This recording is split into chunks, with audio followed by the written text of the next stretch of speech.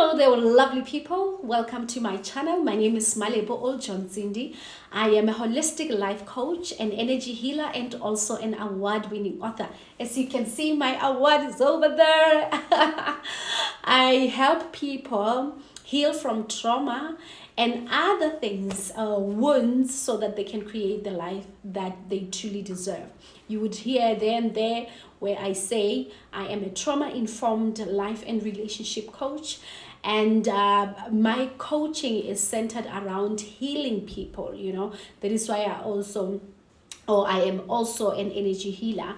And so if you are new to my channel and you don't know what I'm doing, that's exactly what I'm doing. Even though I'm not limited to trauma, but basically God has called me in this lifetime to help other people heal. All right, so if you are new to the channel, please click on the subscribe button. Let us grow this community together. And today I am expanding on the issue or the topic that I spoke about last week, because it's something that God has laid in my heart. So we are talking today about the power of the unseen, which is part 2.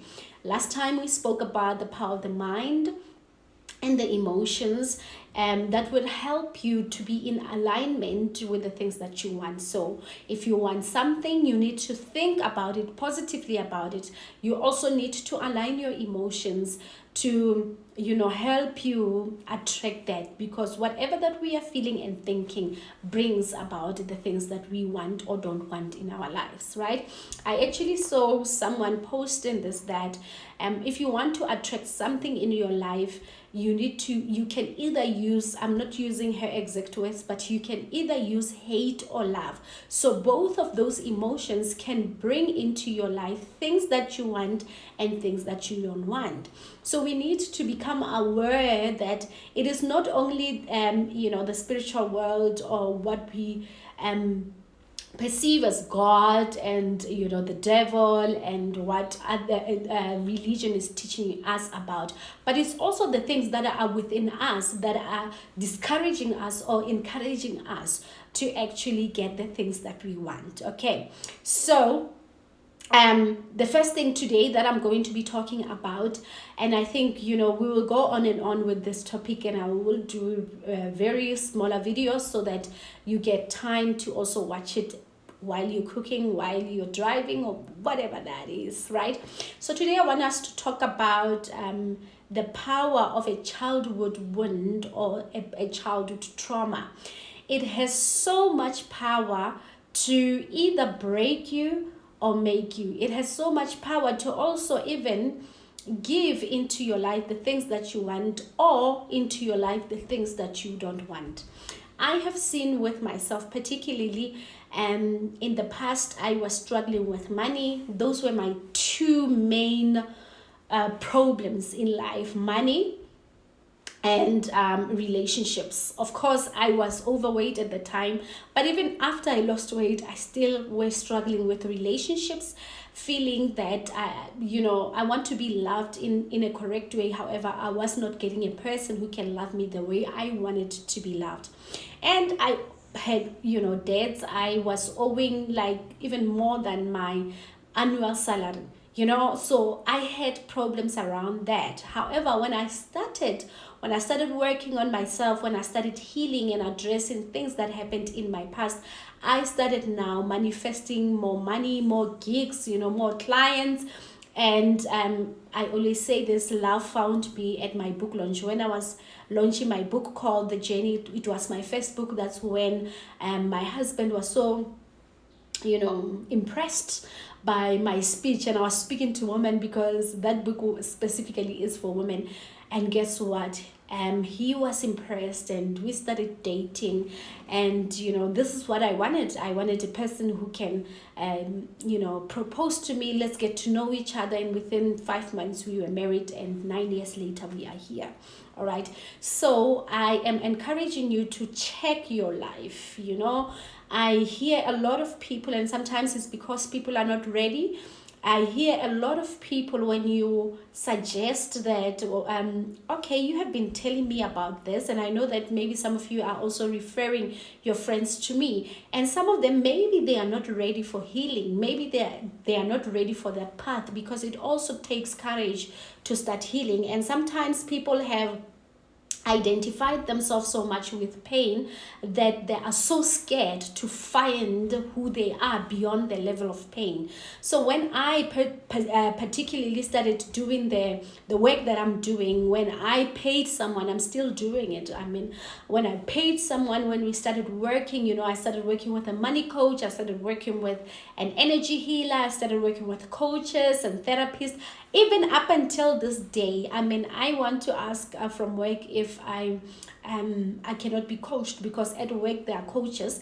Even though I wanted to be a part of the people who are coaching, I think it's going to be a conflict of interest if I'm doing like my 9 to 5 as a coach, because but I am also finding out how can I also be coached, as a coach, and no, they're not going to coach me as a coach, but they're going to coach me as a person that I am, So if you can go back to what happened to you in the past, during your time as a child, you will see how many of these things that you have attracted into your life are things relating to your past.